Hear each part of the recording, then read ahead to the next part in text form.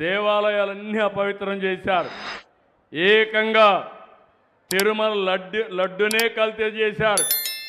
నెయ్యి కల్తీ, నెయ్యి కొనే పరిస్థితికి వచ్చారు. ఎప్పుడైనా సరే మత విద్వేషాలు రెచ్చగొట్టడం, మనోభావాలు దెబ్బతీయడం మంచి పద్ధతి కాదు. ఇలాంటి ఘోరాలు చాలా జరిగాయి. అలాంటి ఘోరాలు జరిగితే ఈరోజు మనం అన్నీ కూడా ప్రక్షాళన చేశాం. ఇప్పుడు సోషల్ మీడియాలో కొంతమందిని పెట్టుకున్నారు.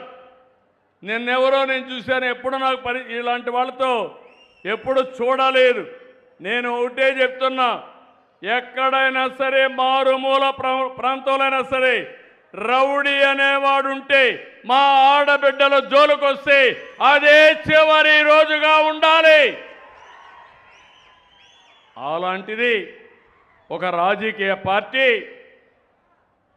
ఒక వ్యక్తి, రావణ్ అనే వ్యక్తి పురాణాలను దూషించాడు, రాముణ్ణి సీతపైన నీచంగా మాట్లాడాడు, తీవ్రవాదాన్ని పాకిస్తాన్ సమర్థించాడు.